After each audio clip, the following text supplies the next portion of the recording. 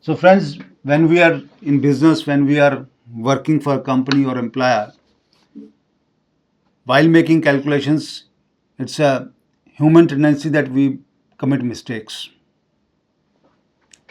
Similarly, here also, while calculating our GST 1 total turnover or GST 3B tax liability, we may have some mistakes at our part, maybe clerical mistakes or some ignorance or some documents are not in place. So here, if you have filed your GST 1 or if you have filed your GST 3B, as of now, there is no such provision that you can amend your filed returns. Once you have filed your GST 1, once you have filed your GST 3B, these returns cannot be amended or rectified. Then what is the solution? So law has given solution to it, and it says, okay, no problem, though we are not in a position to amend our GST 1 or GST 3B once it is filed, but we can have corrections to the tax liability. So it says, however, if there is any omission or correction noticed later on, the same can be adjusted, corrected in subsequent months of GST 1 3B. Means if any mistake is there in the month of July return of GST 1 or GST 3B, and we notice this mistake during October, November of the year, we can adjust turnover and tax liability in the month where we have noticed that mistake. So we have already filed GST 1, GST 2B, GST 3B for July, but in October, through my supplier, through my buyer, I came to know that there is mistake. So I will adjust my outward supply or my tax liability in GST 1 of October or GST 3B of October, maybe by having debit note or credit notes, or maybe by paying tax if I have paid less tax through DRC 03 also at the time of annual return. So I have both options, means I can raise debit note or credit note during the October, November when I come to know that the mistake is there, or in annual return when I will file for a whole year, I can correct my mistake and can pay tax at that point of time if there is any tax through DRC 03. So I have the option to correct my mistake, but GST 1 file or 3B file cannot be rectified again. That cannot be rectified. It has gone and gone. Friends, I mentioned you in my previous slides that when on 1st July 2017 GST was introduced, we are having system of GSTR 1, 2 and 3. But unfortunately we could not file 2 or 3. So there was a via media that after filing GSTR 1 we can file GSTR 3B. It was a temporary mechanism to collect taxes. So there was a litigation on this issue, if GSTR 3B, which is a temporary arrangement for collection of taxes, is a return or not, because law is very interesting and it has its own impacts. So where department issue notices to the assessees that they have not filed their monthly return of 3B, they challenge these provisions in law that GST 3B is not a return, and there was a contradiction in the provisions of law. So after so many litigation and reconsideration of the provisions of law, via notification number 49 dated 9th of October 2019, it was clarified by the government through an amendment in the Act that GST 3B is a return with effect from 1st July 2017. So it's a very interesting matter. When you will understand the GST in true spirit, definitely you will see the impact of this provision or this amendment. So friends, I told you that 3B of a month has to be filed by 20th of next month. So when these mechanism or these systems started functioning in July 2017 and GST portal was not working properly in full spirit, so every month when people were filing their returns, it got crashed because there was so much of pressure on GST portal on last dates around 19th or 20th of the month. So every time we were facing problems. So then government, GST Council and GSTN took a decision to divide the country into different states and fix up their filing dates at different dates. So accordingly, aggregate turnover in preceding financial year is more than 5 crore rupees, or if he has gone for monthly return, then he has to file their return by 20th of the next month. And where aggregate turnover people is less than 5 crore and they are having system monthly return, they can file their return by 20th of next month, and if they are in these states. And if they are in these states, they can file return by 24th of the next month. So it was only to ease out the pressure on GST portal. And since then, this mechanism is going fine and people are filing their returns accordingly. And there is no issue in that. So we can say that GST 3B can be filed on 20th of next month, 22nd of next month, 24th of the next month, and system will run smoothly. Again friends, question is, if I have filed my returns for a particular financial year, but there was a mistake in that which I came to know after closing of the financial year, or when I was finalizing my balance sheet, or during the audit of financial year, we came to know that there are mistakes in GST returns. So if there is any mistake, we can rectify that mistake by 30th of next month, next year. 30th November is a date by which I have to rectify all my mistakes if there is in previous year's returns that I filed on monthly basis or quarterly basis, as the case may be. And after 30th November, I will not be having any possibility of correcting my liabilities or correcting my turnovers. And whatever I have filed will be considered, and accordingly my final tax liability will be worked out. So we have to make it sure that whenever we are filing our GSTR 1, GSTR 3B, GSTR 4, GSTR 5, GSTR 6, GSTR 7, 8 or so on, our calculation must be very authentic, correct, and if there is any mistake happens during April to March, the same can be rectified during the filing of returns for the month of April next year, May next year, June next year, July next year, August next year, until 30th of November. So till 30th of November, I can file returns of October.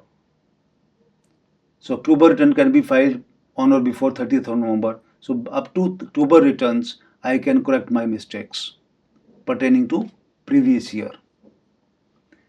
And if I find any mistake during the year itself, it can be rectified anytime during the year. For example, if I have filed a month return of July and came to know there is a mistake in the month of October or November, I can rectify this mistake during October or November itself. Friends, in one of our previous slides, we talk about QRMP scheme. So what happened in GST? There are different types of business and different types of taxpayers.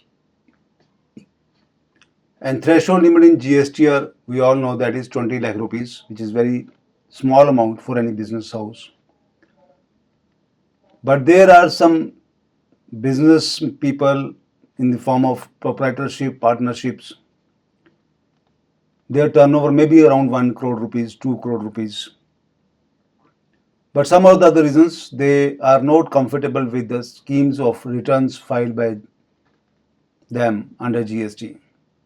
So time to time they approach government for some relaxation in filing of returns, because if we see the original framework of returns when GST was introduced, I mentioned here also that we were having original plan of GSTR 1, GSTR 2 and then GSTR 3. So if we having that platform of GSTR 1, GSTR 2 and GSTR 3, it means that any business house is supposed to file 3 returns a month and 36 returns a year.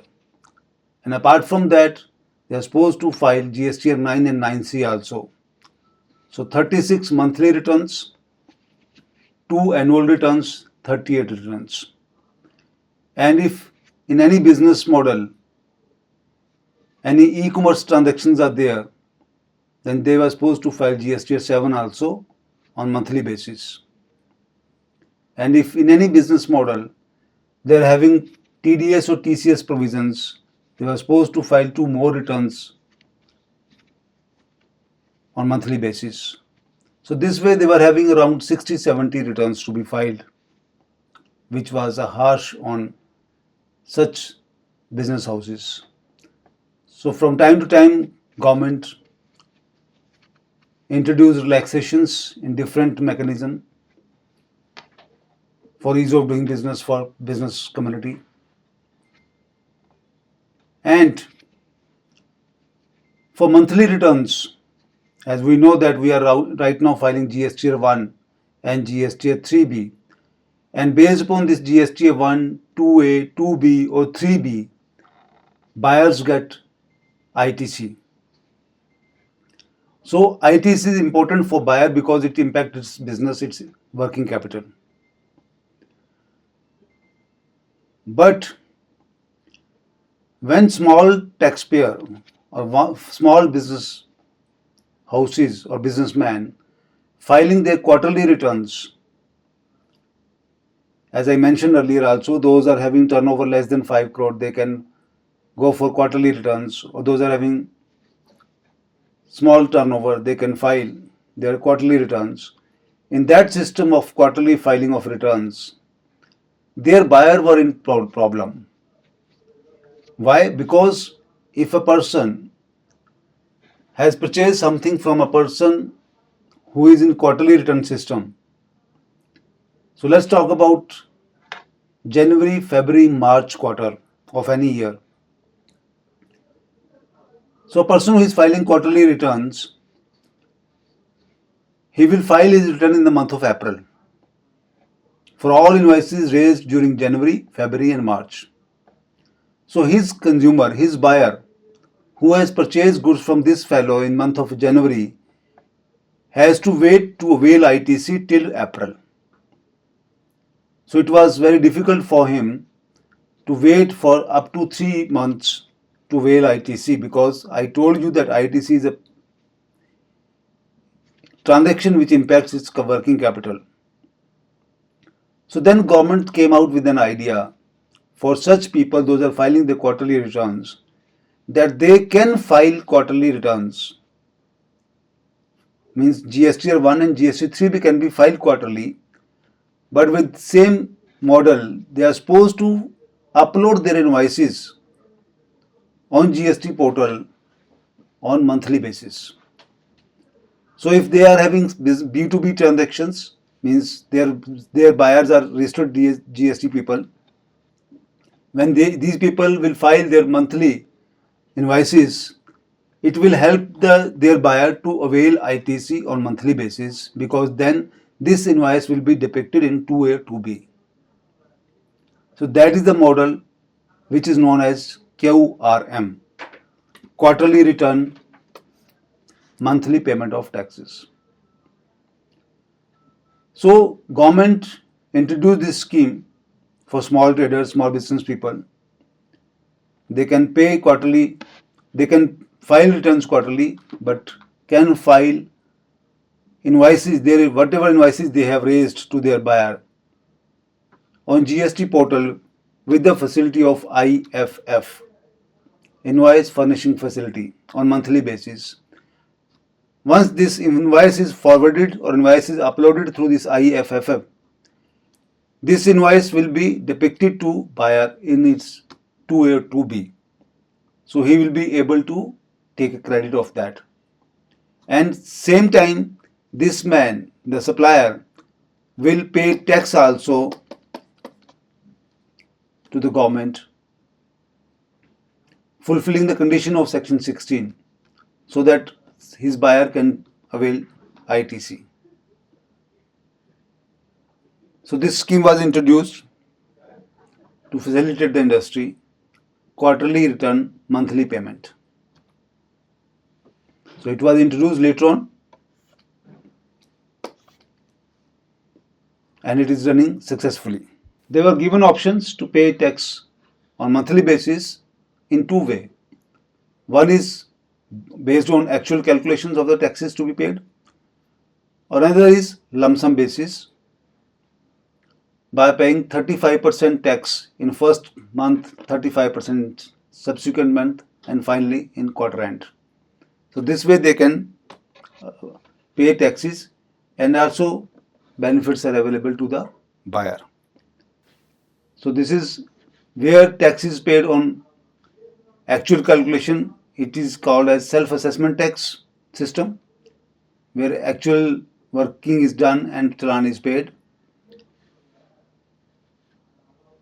And the dates for filing GST 1 under this system is 30th of next month, and 3Bs can be filed on the given dates, which I already told to you.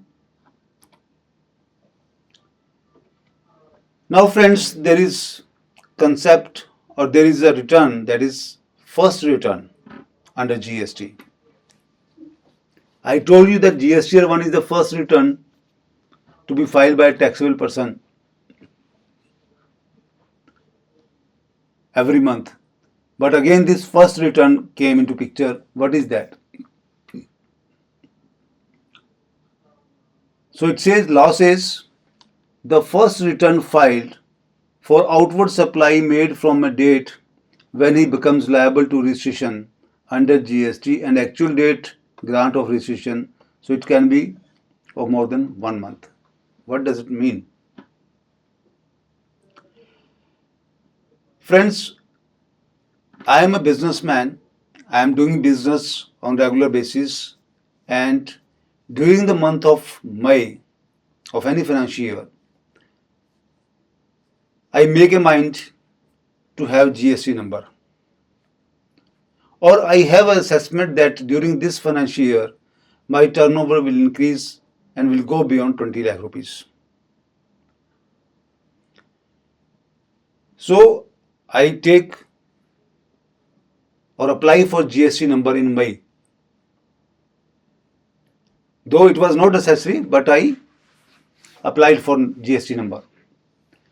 And applied GST number during May on, let's say, 19th of May. I apply my GST number on 19th of May. I file my application at GST portal, giving all details of my business, my ownership, my proprietorship, my bank account, my place of businesses, PAN number, Aadhaar number, email ID, everything I given, and I submit my application, and application is under process. As per law, my registration number should be granted within 7 days or maximum 30 days. So when I am applying for GST number in 19th May, so my tax liability starts from 19th of May. But actually I got my GST registration number on 15th of June. So from 19th of May, when I applied my number, till 15th of June, I have did my business. I have done my business. I have sold my goods. I have purchased my goods. Maybe I am a manufacturer or trader. I have not stopped my business. But whatever invoices I have raised during this time, whatever sale I have made during this time, it was without GST number. There was no GST number with me, but I have raised invoices. So there is a provision in law that I can amend these invoices later on by giving GST number also. But friends, because I was not having GST number, which I got only on 15th of June, so I will be in a position to file my returns from 15th June onwards. And there is no provision under GST law which allow me to file my return for the month of May, means from 19th of May to 30th of May. For this month, means my returns are being filed on monthly basis. So for this period, there is no provision in law that I can file my return now when I got my number on 15th of June. So what I will do? So my GST 1, which is my otherwise first return, GST 1 for June is due by 11th of July. June month's GST 1 is due on, supposed to be filed by 11th of July. So when I will file this 15th June onwards return, means return for the month of June by 11th of July, I will include my sale for the month of May also. Because I got my number on 15th of June, though I applied on 19th of May. So for my first return will be of 1.5 months. This is my first return of my business. Though it is a GST 1 only, but it is first return and will be of 1.5 months, and it is allowed. And GST department will not say that for this period you have paid tax by late payment. Because otherwise for May, return due date is 11th of June and payment is by 20th of June. But in this case, because I got number on 15th of June, I will file my returns from 19th of June to 30th of June on 11th of July for GST 1 and pay my taxes through GST 3B by 20th of July for the period of 1.5 months from 19th of May to 30th of June. So same is the case over here for your reference. So this is my first return when I am filing very first return after getting GST number. Then comes annual return, that is 9 and 9C. I explained you earlier also that I am filing my returns on monthly basis or quarterly basis as the case may be. So if my total turnover of a year is more than 2 crore rupees, total annual turnover is more than 2 crore rupees, I am a regular dealer, I am not a composite dealer, I have to file GST 9. And if my turnover is more than 5 crore, I have to file 9C also. So these are annual returns. Last date is 31st December of the next year. And after calculating, after checking my books of accounts, my GST records, my GST returns filed, my 2B, my 2A, my debit credit notes, my GSTR 7, GSTR 6, GSTR 8, whatever returns are applicable to me, I check from all angles, confirm with my buyer suppliers. I will work out for my annual return of 9, duly reconcile with my books of accounts and also with the income tax data. Because this is my final declaration from my side to department, to the government on GST portal, that during this particular year, my actual sales are this much and my actual tax liability is this much. My actual ITC which I have availed is this much, and this much ITC I have not availed, and this much of ITC I have reversed, and this much of ITC was ineligible for me. Everything is there in GSTR 9. We'll see that on GST portal how this return is filed. So this way annual return is filed, and from GST point of view, your accounts are okay now, because whatever you have declared, they will accept it as your self-assessment basis. But yes, they have their own mechanism to cross-check the transactions, cross-check the information given by you, and if any discrepancy is noticed by them, definitely they will ask you for clarifications. They have separate provisions for that under GST, how they will ask you, what they will ask you, what they can demand from you, and if anything happens wrong in your returns, then accordingly tax, interest, penalty, fine will be recovered from you.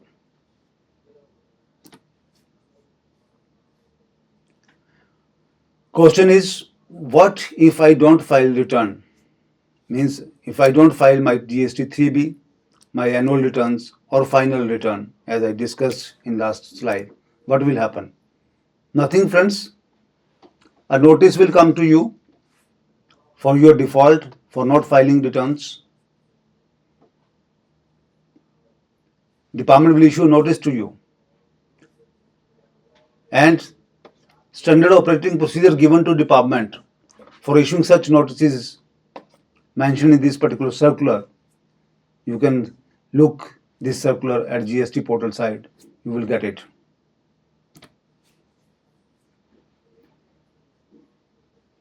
For non-filing of GST returns, means if you don't file or late file your GST 1, late filing of GST 3B, late filing of GST 4, GST 6 and GST 7. If you are filing returns but you have filed late after due date. So rupees 25 CGST, rupees 25 SGST, late fee per day, means 50 rupees per day, 25 rupees for CGST, 25 rupees for SGST per day, subject to maximum of 5,000 rupees. For CGST, 5,000 rupees for state GST, means 10,000 rupees late fee will be charged from you, subject to maximum of 10,000 rupees. So if you have delayed, you have filed your returns delayed by 10 days. So 25 rupees into 10, 250. Again 25 into 10, 250. You have to pay 500 rupees. So this will be a late fee applicable to you if you don't file these returns, GST 1, 3B, 4, 6, 5. And if you don't file your annual return, GST 9 or 9C, if you don't file, then what? 100 rupees each for CGST and 100 rupees for SGST. 200 rupees per day. And maximum penalty amount cannot be more than 0.25% of your total turnover in that particular state. Meaning thereby, if you are operating business in 6 states and you are supposed to file GSTR 1, GSTR 2, all returns including annual return GSTR 9 and 9C in each state separately. So if in any state you have not filed your return, annual return, and in that particular state your turnover is 10 lakh rupees. If in that particular state your turnover is 10 lakh rupees but you have not filed your annual return, then 200 rupees per day or 0.25% of your turnover in that state. So 200 rupees per day. So if you have filed return 10 days later, so 200 rupees, 100 each for CGST, SGST into 10, 2000 rupees, or 10 lakh into 0.25% you are supposed to pay. Whichever is maximum penalty is this much. And if you don't file return, then accordingly you will be penalized. If we calculate the delay in terms of number of days, then delay would be of 15 days, and if we multiply it by 200 per day, total amount of would be 3000 rupees. Whereas we calculate the late fee based on turnover, so late fee will be 3000 rupees. 0.25 is upper limit. So this was total about returns under GST. Whatever business you have done in a particular month or a year, you will declare your sale, your tax liability through GST Year 1 and pay your liability after adjusting ITC and all debit credit notes in 3B. And based upon your GST Year 1, your buyer will get intimation of such supplies in 2A or 2B. Based upon that, he will calculate his ITC. And based upon your suppliers GST Year 1, you will calculate your ITC. And accordingly, you will pay to the government. So you have system of monthly returns and then finally annual return. So annual return will be a final declaration from your side to the government. So whenever government will ask you for certain information or certain queries, they will refer your annual return. And accordingly, if there is any discrepancy, they will charge you tax. But at the same time, during the year, government has its own system to cross-check the things, and if there is anything fishy going on, any fraudulent activities going on, with the help of artificial intelligence, they are using these tools. They can intercept, they can ask you during the year also about certain transactions.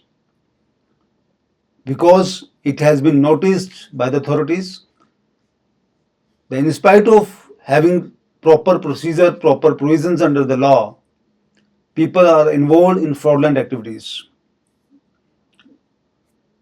Without supplying goods, they are giving bills. Without bills, goods are being sold, which is a evasion of tax, and that is not tolerable under GST provisions, and government is very harsh on that. So friends, to understand GST very well, it is better to understand transaction first, because I told you time and again that business transactions are so complex nowadays because market is open globally. So different businesses have different models. So mapping each and every business transaction into GST provisions is very important. The more you will study GST, the more you will understand the things. The more you will discuss with the people of business community about the transaction, more you will understand the business also. So whenever you are going for maybe as a consultant or maybe as an employee in a company, must have thorough study about your business and accordingly discuss about GST and give advice. Otherwise, it may create problem for you or for your client or the company. With these words, thanks for now, and we'll be continue next session with different topic. Thank you very much.